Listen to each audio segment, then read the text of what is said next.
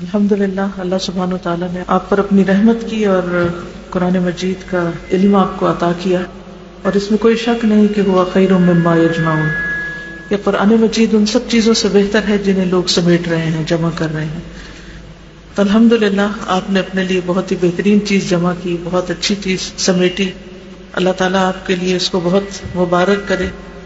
قرآن تو مبارک ہے، لیکن اصل بات یہ ہے کہ کیا ہم بھی واقعی اس سے برکت حاصل کر رہے ہیں؟ اس چیز کو جانچنے کا پیمانہ کیا ہے کہ وہ ہمارے لیے بابرکت ہے؟ سب سے بڑا معیار اور سب سے بڑا پیمانہ یہ ہے کہ ہم دیکھیں کہ ہماری زندگیوں میں عملی طور پر کیا تبدیلی آئی، کیونکہ قرآن زندگی میں خیر لاتا ہے اور پہلے سے موجود خیر میں اضافہ کرتا ہے۔ اگر ہماری زندگی قرآن مجید پڑھنے سے پہلے اور بعد میں مختلف ہے تو واقعی یہ کتاب ہمارے لیے مبارک ثابت ہوئی۔ اس خیر کو ہم کس طرح جانچیں کہ ہم میں کوئی تبدیلی آئی ہے یا نہیں آئی؟ تو اس کو سمپل ورڈز میں یوں دیکھیے کہ ہم اپنے اندر کی حالت کو دیکھیں اور اپنے باہر کے اعمال کو دیکھیں کہ دونوں میں کیا چینج آیا، کیا فرق آیا۔ اندر کی حالت، دل کی حالت، باطنی حالت، ہماری سوچ میں، ہمارے گمان میں، خیالات میں، توجہات میں کیا تبدیلی آئی، انسانوں سے متعلق ہمارے رویے میں کیا تبدیلی آئی، یعنی دل کے رویے ابھی بات کر رہے ہیں۔ لوگوں کے لیے ہم کیا وہی پسند کرتے ہیں جو اپنے لیے؟ لوگوں کے لیے خیر خواہی کا جذبہ کتنا آیا، لوگوں کے لیے ہمدردی کتنی آئی، دوسروں کے لیے محبت اور رسپیکٹ اور عزت، اس میں کتنا اضافہ ہوا ہے۔ اور اسی طرح اللہ سبحانہ وتعالیٰ کے ساتھ ہمارے تعلق، یعنی اس سے محبت میں کتنا اضافہ ہوا ہے، رسول اللہ صلی اللہ علیہ وسلم کے ساتھ محبت میں کتنا اضافہ ہوا ہے، قرآن کی محبت میں کتنا اضافہ ہوا ہے، کہیں ہم نے اس کو بوجھ سمجھ کر تو نہیں پڑھا۔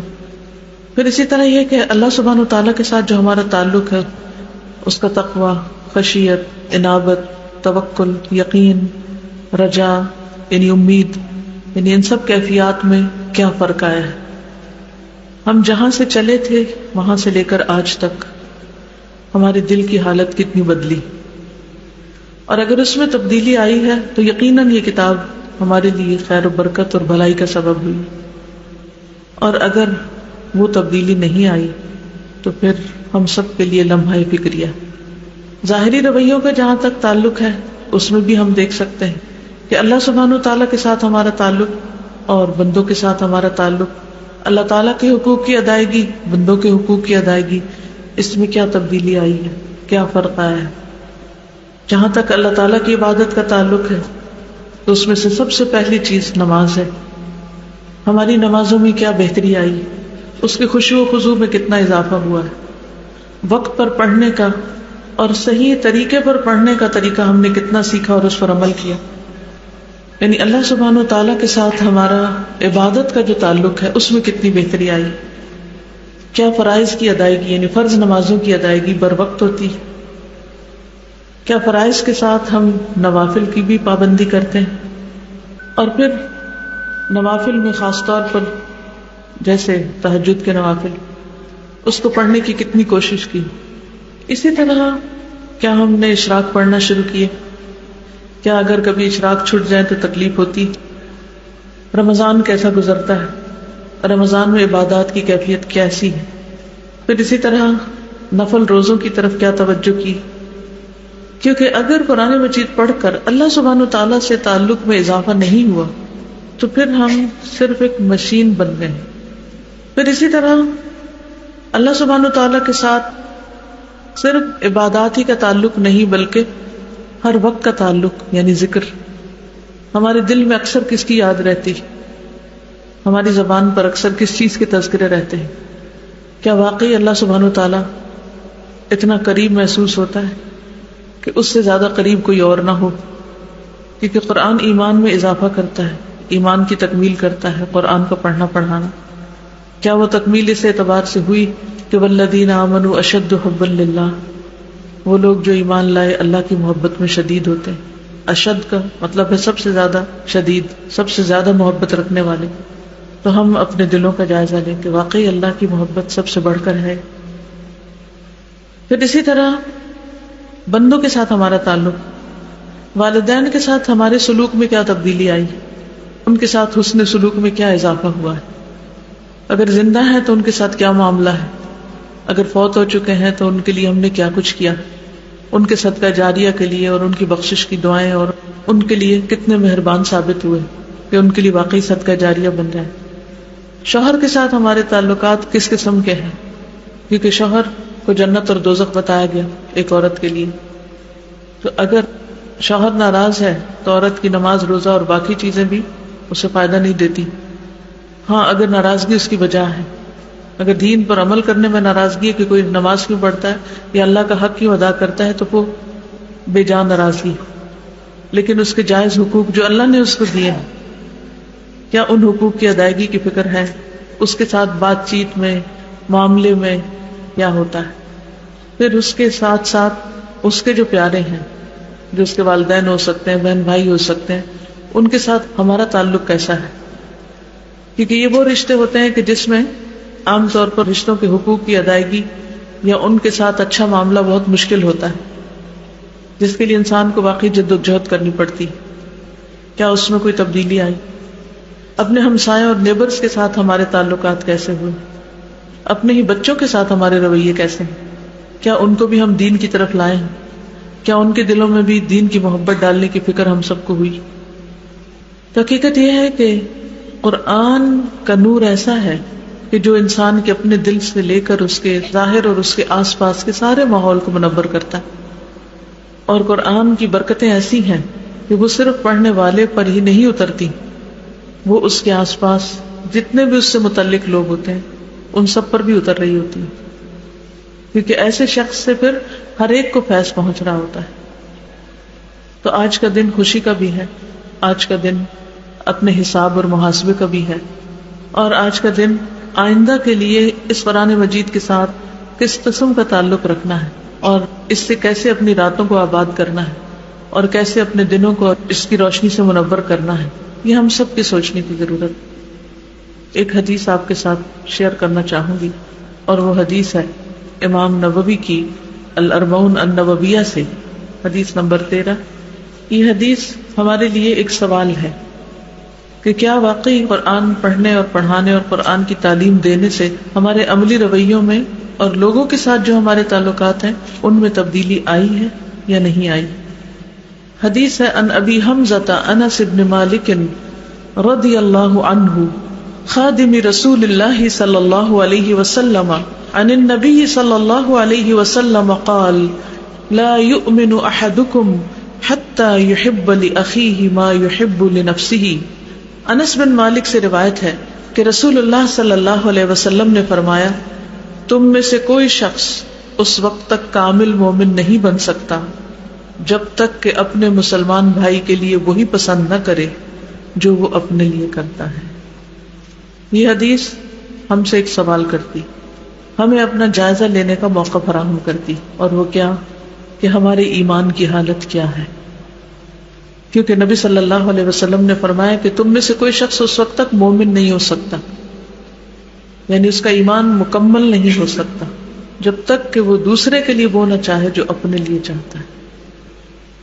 ہم اپنے لیے کیا چاہتے ہیں؟ ہر وقت صرف چاہت ہی تو ہے، کتنی ہی خواہشات ہیں، کتنی ہی آرزویں ہیں، اور دنیا کی شاید ہی کوئی خیر اور بھلائی ہو جو ہم اپنے لیے نہ چاہتے ہیں۔ تو ہمارا ایمان ہم سے تقاضا کرتا ہے کہ ہم اسے دوسروں کے لیے بھی چاہیں، خواہ وہ دنیا کی بھلائی ہے، خواہ وہ دین کی بھلائی، خواہ وہ آخرت کی بھلائی۔ تو ہمیں اپنا جائزہ لینا ہے کہ واقعی ہم مومن ہیں۔ آئیے اس حدیث کو ایک بار سنتے ہیں۔ کمال الایمان عن ابی حمزة انس بن مالک رضی اللہ عنہ خادم رسول اللہ صلی اللہ علیہ وسلم عن النبي صلى الله عليه وسلم قال لا يؤمن أحدكم حتى يحب لأخيه ما يحب لنفسه۔ پہلی بات فرمائی کہ لا يؤمن احدکم، تم میں سے کوئی مومن نہیں ہو سکتا۔ مراد اس سے یہ ہے کہ کسی کا ایمان کامل نہیں ہو سکتا، اس کا یہ مطلب نہیں کہ وہ شخص جو دوسرے کے لیے وہ پسند نہیں کرتا وہ کافر ہو جاتا ہے یا مومن نہیں رہتا. ایسا شخص اسلام سے خارج نہیں ہوتا، اس کو مرتد نہیں سمجھا جائے گا کہ کسی وقت اگر کسی نے اپنے اور دوسرے میں فرق کر لیا تو وہ مسلمان ہی نہ رہا، اس کے اوپر ایسا کوئی فتویٰ نہیں لگایا جائے گا. تو یہاں پھر اس بات کی تعویل کی جائے گی. یاد رکھیے کہ ہر تعویل غلط نہیں ہوتی، تعویل سے مراد اس بات کی تفصیل بھی ہوتی ہے اگر اس کی دلیل موجود ہو. تو جیسے ہم جانتے ہیں کہ دو ٹرمز ہیں، ایک ایمان ہے ایک اسلام ہے. تو یہاں پر ایمان کی بات کی گئی کیونکہ ایمان کا درجہ اسلام سے بھی بڑا ہے، کہ ایک شخص کا ایمان اس وقت تک مکمل نہیں ہو سکتا، یعنی وہ مسلمان رہے گا لیکن ایمان کا لطف نہیں پا سکتا، ایمان کی بلندی کو نہیں پہنچ سکتا جب تک کہ وہ دوسروں کے لیے وہ نہ چاہے جو وہ اپنے لیے چاہتا ہے. دوسروں کے لیے وہ چاہنا جو اپنے لیے چاہا جائے، وہ کس طرح؟ وہ اس طرح کہ جیسا کہ نبی صلی اللہ علیہ وسلم نے ایک اور حدیث میں بھی فرمایا، حضرت ابو ہریرہ نے آپ صلی اللہ علیہ وسلم سے روایت کی تھی کہ آپ نے فرمایا، اے ابو ہریرہ متقی بن جاؤ تو سب لوگوں سے زیادہ عبادت گزار ہو جاؤ گے، قناعت پسند بن جاؤ تو سب سے زیادہ شکر گزار ہو جاؤ گے، لوگوں کے لیے وہی کچھ پسند کرو جو اپنے لیے کرتے ہو تو مومن بن جاؤ گے، اپنے ہمسائے کے ساتھ ہمسائیگی کا تعلق اچھا رکھو تو مسلم بن جاؤ گے، اور ہنسنا کم کر دو کیونکہ زیادہ ہنسی دل کو مردہ کر دیتی. اور پھر اس عمل سے ایمان کی تکمیل کس طرح ہوتی ہے؟ ایک اور جگہ پر نبی صلی اللہ علیہ وسلم نے فرمایا کہ تم میں سے جو شخص یہ چاہتا ہے کہ اسے جہنم کی آگ سے بچا لیا جائے اور وہ جنت میں داخل ہو جائے تو اسے اس حال میں موت آنی چاہیے کہ وہ اللہ اور یوم آخرت پر ایمان رکھتا ہو اور لوگوں کو وہ دے جو خود لینا پسند کرتا ہو. تو گویا یہ دوسری حدیث پہلی حدیث کی مزید وضاحت کر رہی، یعنی لین دین میں، معاملات میں. اب لین دین کہاں سے شروع ہوتا ہے؟ ایک ہمارا لین دین گھر والوں کے ساتھ ہوتا ہے، اور ایک لین دین ہمسایوں کے ساتھ ہوتا ہے، پھر رشتہ داروں کے ساتھ ہوتا ہے، پھر عام لوگوں کے ساتھ ہوتا ہے. اس لین دین میں ہم کیا کیا لینا دینا کرتے ہیں؟ گھر کے اندر کیا لینا دینا ہوتا ہے؟ کوئی بتائے گا آپ میں سے؟ گھر والوں کے ساتھ ہم کیا لینا دینا کرتے ہیں؟ ویری گڈ ایگزامپل، جیسے کھانا دیتے ہیں.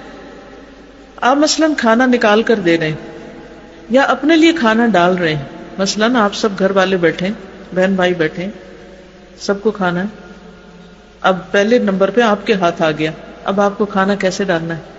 جی، دوسروں کا خیال رکھتے ہوئے یا اس کو گھما گھما کے اپنی پسند کی چیز نکال کے کھانا ٹھنڈا کر کے اور جو بچا کچا ہے وہ دوسرے کے آگے کر دیا. اس معاملے میں سنت ہمیں کیا سکھاتی؟ کہاں سے نکالو؟ سامنے سے نکالو. تو کیا یہ اسلامک مینرز کے خلاف نہیں کہ لے کے اور اس میں خوب ڈھونڈ ڈھونڈ کے چمچ ہلا ہلا کے اور اپنے لیے پسند کا نکال کے اور پھر دوسرے کو دیا جائے؟ کیا اس طریقے پر کھانا ڈالنے سے ہم صحیح معنوں میں حدیث پر عمل کر رہے ہوتے ہیں؟ اور کیا یہ ہماری ایمان کی تکمیل کا ذریعہ ہو سکتا ہے؟ اور گھر میں کیا لینا دینا ہوتا ہے؟ جی، لباس. اس میں ہم کیا کرتے ہیں؟ اپنے لیے کیسا بناتے ہیں اور دوسرے کے لیے کیسا بناتے ہیں؟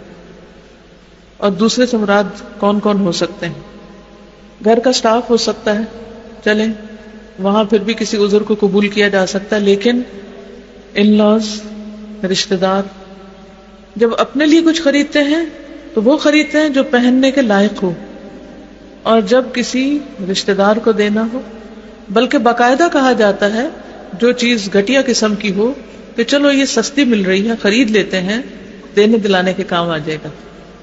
واضح طور پر ہم نے فرق کر دیا.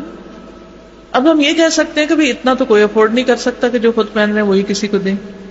ہاں واقعی، لیکن کیوں نہیں افورڈ کر سکتے؟ اس کی کیا وجہ ہوتی؟ دل تو ایک طرف، اس کی وجہ یہ ہوتی اپنے لیے ایک نہیں، دو نہیں، تین، ایک ایک وارڈروب جا کر اگر آپ دیکھیں تو جو کچھ اس میں لٹکا ہوا ہوگا کیا وہ سارا استعمال کے لائق بھی ہے، اور کیا واقعی وہ اسراف میں شامل ہوتا یا نہیں ہوتا؟ ہمیں کسی کو دینے کے لیے کچھ اس لیے نہیں ملتا کیونکہ ہم اپنی ذات پر اسراف کرتے ہیں اور دوسرے کو دیتے وقت پھر ہمارے پاس کچھ نہیں بچتا. تو پھر ایمان کی تکمیل تو نہ ہوئی. اپنے سٹینڈرڈ کو تھوڑا سا نیچے لے آئیں, اپنی ذات کے لیے تھوڑا سا کم کر لیں, کوئی زیادہ شان میں فرق نہیں آتا. کیا آپ کے رشتہ دار آپ کے اچھے لباس کی وجہ سے آپ سے محبت کرتے ہیں یا آپ کے اچھے اخلاق کی وجہ سے؟ اور یہ ہماری کتنی غلط فہمی ہے کہ اگر ہمارا ڈریس زیادہ اچھا ہوگا تو ہمارا روب زیادہ ہوگا اور ہم دوسرے کو دبا کے رکھ سکتے ہیں. ہاں وقتی طور پر ہو سکتا ہے کوئی شخص آپ سے خوف زدہ ہو, مروب ہو, لیکن حقیقت میں وہ مروب نہیں ہو سکتا. آپ اس کا دل نہیں جیت سکتے. ہو سکتا اپنی زبان سے بھی کچھ بھی نہ کہیں. اسی طرح جیسے گرمیوں سردیوں کے کپڑے بنتے ہیں, سارے گھر والوں کے بن رہے ہیں. ایک اور فرق جہاں پر آتا ہے وہ بیٹیوں اور بہوؤں میں آتا ہے. میں نہیں کہتی کہ سب لوگ کرتے ہیں, بعض لوگ ہو سکتا ہے کہ بہوؤں کے لیے بیٹیوں سے بھی زیادہ کرتے ہیں, لیکن اس میں بھی اپنے پرائے میں فرق کر لیا جاتا ہے. پھر جہاں سگے ستیلے کا معاملہ ہو وہاں بھی فرق کر لیا جاتا ہے. اور ان بنیادی اسلامی اصولوں پر عمل نہ کرنے کی وجہ سے نقصان کیا ہوا ہے کہ معاشرے میں اتنا فرق آ گیا ہے کہ ایک ہی خاندان کے اندر بڑے بڑے فرق پائے جاتے ہیں اور ایک ہی سوسائٹی کے اندر, جس کی وجہ سے یہ سارا انریسٹ ہے. اب آپ دیکھیے کہ نبی صلی اللہ علیہ وسلم نے فرمایا, اور یہ صحیح مسلم کی حدیث ہے, من احب ان یزحزح عن النار ویدخل الجنۃ, جو چاہتا ہو کہ وہ آگ سے بچا لیا جائے اور جنت میں داخل ہو جائے. اور ہم سب چاہتے ہیں کیونکہ یہی سکسیس ہے اصل میں. قرآن پڑھتے ہوئے پڑھاتے ہوئے بہت دفعہ یاد کوٹ کی جاتی ہے, من زحزح عن النار وادخل الجنۃ فقد فاز, کہ جو آگ سے بچا لیا گیا اور جنت میں داخل کر دیا گیا وہ کامیاب ہو گیا, فقد فاز. تو یہاں آپ نے اسی چیز کے بارے میں فرمایا کہ جو چاہتا ہے کہ آگ سے بچا لیا جائے اور جنت میں داخل کر دیا جائے, اسے چاہیے کہ اس کی موت اس حال میں آئے, موت اس حال میں آئے کہ وہ اللہ اور یوم آخرت پر ایمان رکھتا ہو اور لوگوں کو وہ دے جو خود لینا پسند کرتا ہو. اب یہاں دائرہ بڑھا دیا گیا, صرف گھر والے نہیں باہر کے بھی شامل ہو جاتے ہیں. تو جب ہم اپنوں کے ساتھ ایسا معاملہ کرتے ہیں تو باہر والوں کے ساتھ کیا کریں گے؟ پھر کچھ اور کیا دیتے ہیں ہم اپنے گھر والوں کو؟ اچھا اخلاق, اچھا رویہ. ہمیں تو دین یہ سکھاتا ہے کہ اس کو بھی سلام کرو جس کو جانتے اور اس کو بھی کرو جس کو نہیں جانتے. ٹھیک ہے, جس کو ہم جانتے ہیں اس سے سلام کر کے ایک محبت کا عنصر شامل ہوتا ہے تو obviously ایک والہانہ انداز ہوتا ہے. لیکن ایک ایکسٹریم یہ ہے کہ جس کو جانتے ہیں اس کو تو صرف سلام نہیں, گلے لگانا اور لمبی چوڑی باتوں کا سلسلہ شروع ہو جاتا ہے. اور دوسری طرف جس کو نہیں جانتے, چاہے وہ اس کے ساتھ ہی کھڑا ہو, اس کے ساتھ ہی آیا ہو, اس کی طرف دیکھنا بھی گوارا نہیں کرتے, اور سلام بھی نہیں کرتے, اس کو پوچھتے بھی نہیں, آگے بڑھ کے یہ بھی نہیں جاننے کی کوشش کرتے کہ یہ غریب ہے کون. دیکھنے کو تو چھوٹی سی بات ہے لیکن بہت بڑی بات. تو کسی مجلس میں آپ جاتے ہیں, شادی ہے, بیاہ ہے یا اوپن مجلس ہے, ٹھیک ہے درس کی مجلس ایسی نہیں کہ اس وقت جو داخل ہو سلام شروع کر دے تو obviously وہ موقع نہیں ہے. لیکن جب آپ کسی بھی ایسی مجلس میں جاتے ہیں تو آپ کیا کرتے ہیں؟ اونچی آواز میں سلام کریں. کتنی دفعہ؟ ایک دفعہ میں بازو کا سب نہیں سنتے, 2 دفعہ 3 دفعہ. شرمندہ نہ ہو, شرمسار نہ ہو, اور یہ نہ سوچے کہ میں کوئی برا کام کر رہا ہوں. آپ تو وہ کام کر رہے ہیں جو جنت میں لے جانے والے. اور پھر اپنی کرسی سے اٹھ کے ان سے بھی ملے جن کو آپ جانتے ہیں, رشتے داروں کو, دوستوں کو, اور ان سے بھی ملے جن کو آپ نہیں جانتے, اور بہت اچھے اخلاق سے ملے.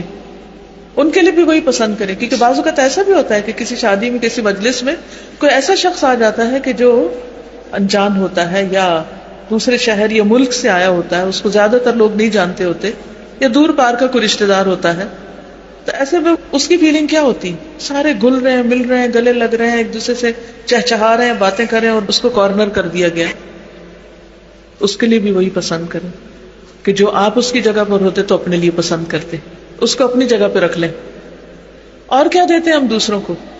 اسمائل دیتے ہیں. تو ضروری نہیں ہوتا کہ آپ صرف اس کو اسمائل دیں جس کو آپ جانتے ہیں, اس سے اسمائل کا تبادلہ کریں, اس کو بھی دیں جس کو آپ نہیں جانتے. وہ بھی اللہ کی کریشن ہے, یعنی آپ کی مسلمان بہن ہے. اور کیا دینا ہوتا ہے؟ اور کیا دیتے ہیں؟ رسپیکٹ دیتے ہیں. رسپیکٹ کے معاملے میں بھی ہر ایک کو رسپیکٹ دیں. ٹھیک ہے, کچھ عمر میں ہم سے بڑے ہوتے ہیں, کوئی علم میں بڑا ہوتا ہے, obviously ان کا حق زیادہ ہوتا ہے, لیکن اس کا یہ مطلب نہیں کہ جو اپنے سے کسی درجے میں چھوٹا ہے اس کو کوئی رسپیکٹ ہی نہ دیں, اس کو ٹوٹلی اگنور کر دیں, اس کو بھی دیں. اور دینے والی چیزوں میں، بانٹنے والی چیزوں میں کیا ہوتا ہے؟ دعاؤں میں بھی سب کو شریک کریں، اور مال، ٹھیک ہے، وقت اور علم، مثلا جیسے قرآن پڑھے ہوئے لوگ ہیں یہاں، یا پڑھنے والے، یا جو بھی قرآن نہ سے کوئی بھی علم ہے آپ کے پاس. آخر ایسا کیوں ہوتا ہے کہ جب ہمارے پاس کوئی ہنر ہوتا ہے یا کوئی علم ہوتا ہے یا کوئی اسکل ہوتی ہے، ایون کیک بنانا ہی ہے مثلا، ایز لانگ ایز آپ اس کو میدے سے نہ بنا رہے ہیں، کیک بنانا ہی ہے. اب بہت سے لوگ میدے کی جگہ جو کا آٹا استعمال کرنے لگے، لیکن آبویسلی وہ ریسیپی نہیں پتا تو وہ چیز اس طرح نہیں بنتی. لیکن کچھ لوگ بہت ماسٹر ہو چکے ہیں اس میں بھی، بہت اچھے بنا لیتے ہیں. اب ان کا کیا فرض بنتا ہے کہ اس علم کو کیا کریں، ریسیپیز کو واقعی خوشی سے دیں گے، کیونکہ بہت سے لوگ اس میں بخل کرتے نہیں دیتے، وہ ایک انگریڈینٹ کم کر دیں گے اس میں اور وہ ویسا نہیں بنے گا. اس قسم کا بخل ہے. اور آپ دیکھیے اس کی وجہ سے کتنے آرٹ اور کتنے ہنر ختم ہو گئے. آج ہمارے ہی ملک میں کتنی چیزیں ایسی ہیں جو ریئر ہوتی جا رہی ہیں. ابھی پچھلے دنوں میں ملتان میں تھی، جب میری شادی تھی آج سے 30-32 سال پہلے، تو اس وقت میں دیکھتی تھی کہ بہت زیادہ ہاتھ کا کام، دھاگے کا کام، موتی کا کام، تلے کا کام، اس کا اس کا. اب اتنا کام لوگ نہیں کرتے، بہت سی چیزیں مشینی ہو گئی. بہت سی جیسے وہ دلائیاں بنتی تھیں اور اس میں بہت پتلی روئی کی تہ اور یا کھیس کی طرح یا ہلکے اور چھوٹے چھوٹے ٹانکوں کے ساتھ وہ چیزیں، اور اتنی کمفرٹیبل اور اتنی صحت کے لیے بھی اچھی اور اتنی بہترین کہ کوئی دنیا کی اور چیز ایسا مقابلہ نہیں اس کا کرتی. لیکن اب اٹس جسٹ ڈائنگ آرٹ، کوئی نہیں جانتا، کیونکہ یا تو لوگوں نے مشینی زندگی کو اختیار کر کے ویسے ہی چھوڑ دیا، یا پھر یہ کہ سکھانے والوں نے اس کو آگے سکھایا نہیں، ٹرانسفر نہیں کیا. ایک نہیں، بہت ساری چیزیں ایسی ختم ہوتے چلی جا رہی. پہلے گھروں میں پنجیریاں بنتی تھیں، ایسی چیزیں، گرمی آئی ہے، سردی آئی ہے، خاص قسم کی دیسی چیزیں بنتی تھی. اب وہ سب بچوں کو آگے کسی کو بھی نہیں آتی. اس میں ضروری طور پر یہ نہیں کہ بخل کے تحت نہیں سکھایا گیا، اسے بانٹا نہیں گیا، دیا نہیں گیا. اور نئے نئے کھانے اور نئے نئے قسم کی جو چیزیں ہیں ان کے بنانے میں، وہ چیزیں اگر ہمیں کسی سے شیئر کرنی پڑے یا کسی کو راہ دکھانی پڑے یا کوئی سستی چیز کہیں مل رہی ہو، تو ہم دوسروں کے لیے وہ نہیں پسند کرتے جو اپنے لیے چاہتے. اسی طرح علم میں کوئی اور علم بھی ہو سکتا ہے، چاہے دین کا ہو یا دنیا کا. بعض اوقات ہم خود تو پڑھ لیتے ہیں یا اپنے بچوں کی حد تک پڑھا سکھا لیتے ہیں، لیکن اس کو آگے نہیں بانٹتے، دوسروں کو اس میں شریک نہیں کرتے، دوسروں کو نہیں بتاتے. اگر کوئی اچھا ٹیچر ہے، کوئی اچھا ٹیوٹر ہے، کہیں سے کسی کو فیض پہنچ سکتا ہے، تو ان آئیڈیاز کو، ان ٹپس کو، ان باتوں کو دوسروں سے شیئر نہیں کرتے. کس ڈر سے کہ یہ خاندان کے دوسرے بچے بھی اگر ہمارے بچوں کی کمپٹیشن میں آگے اور وہ بھی آگے نکل گئے تو پھر ان کو کون پوچھے گا. حالانکہ وہ آگے نکلیں گے تو آپ کے بچے بھی شاید ان کے مقابلے میں اور محنت کریں، کیونکہ بہت ساری چیزیں صرف ایک ہی کو کھلانے سے بدہضمی ہو جاتی. یہ صرف اپنے ہی بچوں کو دیتے جائیں گے تو اتنا فائدہ نہیں ہوگا. پھر اسی طرح خود اپنی ذات کے لیے ہر طرح کی بھلائی چاہنا اور دوسرے کے لیے وہ نہ چاہنا. تو کوئی بھی چیز جو آپ کی چاہت ہو، آپ اس پر ضرور سوچا کریں کہ میں دوسرے کے لیے کیا چاہتی ہوں، کیا اتنی ہی بھلائی، اتنی ہی خیر. کوئی بیمار ہے مثلا، بعض اوقات بزرگ ہوتے ہیں، اٹھ کے پانی نہیں پی سکتے، اپنے لیے پنکھا نہیں چلا سکتے، کئی چیزیں ہوتی ہیں لیکن توجہ نہیں ہے. تو دین اصل میں اس حدیث کی روح سے سکھانا کیا چاہتا ہے کہ دوسروں کو امپورٹنس دو. سب کو شکایت کس چیز کی ہے کہ مجھے توجہ نہیں مل رہی. ہر کوئی توجہ کا بھوکا ہے. شوہر سے شکایت عموماً بیویوں کو کیوں ہوتی، بیویوں سے شکایت شوہروں کو کیا ہے، بچوں کو شکایت ماں سے کیا ہے، ماں کو شکایت بچوں سے کیا ہے. ایک عمومی شکایت، دوستوں کو شکایت دوستوں سے کیا ہے. عمومی شکایت کیا ہے کہ مجھے توجہ نہیں دی جاتی. جی شیئر نہیں کرتے. عیب سمجھا جاتا تھا. مجھے یاد ہے اچھی طرح کہ ہماری شامت آ جاتی تھی اگر کوئی چیز اکیلے کھانے کی بات کرتے، اور باقاعدہ تقسیم کروایا جاتا تھا، اور جو دینے والا ہے وہ سب سے آخر میں لے گا. یعنی ہمارے والد جب بھی کوئی چیز گھر میں لاتے تو وہ کبھی ایک کو کہتے اچھا تم تقسیم کرو، دوسرے کہتے اچھا تم تقسیم کرو، اور پہلے وہ دوسروں کو سب کو دے کر پھر آخر میں اس کی اپنی باری آتی کھانے کی. اس سے ایک صبر اور حوصلہ بھی پیدا ہوتا ہے. فریج وغیرہ اور فریزر بخل کا ایک اور بہت بڑا ذریعہ بن گئے. ہم کہنے کو تو بہت کہتے ہیں کہ نبی صلی اللہ علیہ وسلم ہمارے لیے بہترین نمونہ ہے، آپ کیا کرتے تھے بچے ہوئے کھانے کے ساتھ؟ بچا ہوا نہیں، صرف بعض اوقات اپنے کھانے کا، یعنی پورے دن کے روزہ رکھنے کے بعد اپنے حصے کا کھانا. میں کہتی اس سے مشکل ٹیسٹ کوئی نہیں ہو سکتا کہ آپ بھوک سے تڑپ رہے اور اتنے میں کوئی اور مانگ لے اور آپ اس کے آگے کر دیں. تو کہاں یہ کہ جو بچ جائے وہ بھی نہ دیں، کہاں کھڑے ہیں. اور کتنا کتنا فوڈ ویسٹ ہوتا ہے. کوئی گلی نہیں ایسی جس کے کونے پہ کوڑے کا ڈھیر ہو اور اس میں بچے کھانا نہ چن رہے ہوں. کل ہی میں کہیں جا رہی تھی تو راستے میں اتنا پیارا بچہ، کپڑے اس کے صاف ستھرے تھے لیکن کوڑے کے ڈھیر پہ بیٹھا ہوا تھا، کچھ خود ڈال رہا تھا منہ میں اور کچھ اپنے بیگ میں ڈال رہا تھا. گھر والوں نے کہا ہوگا، ماں نے، جاؤ کھانا ڈھونڈ کے لاؤ، اور کوئی ذریعہ نہیں ہوگا لینے کا. تو ہم اکثر کیا کرتے ہیں، نہیں کھاتے، اٹھاتے ہیں بن میں ڈال دیتے ہیں، پھینک دیتے ہیں، اور وہ وہاں سے چن چن کے کھا رہے ہیں، جیسے بلیاں کتے بھی چاہ کے ان لفافوں کو پھاڑ دیتے ہیں. جی شادیوں میں کیا کرتے ہیں کہ اتنا سارا اپنی ہی پلیٹ میں بھر کے رکھ لیتے ہیں اور اس کے بعد کھایا نہیں جاتا، اس کو ضائع کر دیتے ہیں. کوئی بندہ ایسا نہیں ہوگا جس نے ایسی کوئی شادی نہ دیکھی ہو، بلکہ کوئی شادی اس کے بغیر ہوئی نہیں ہوگی کہ جس میں کھانا نہ ضائع ہو. کوئی نہیں کہہ سکتا کہ ہماری شادی پہ ایک چاول بھی ضائع نہیں ہوا.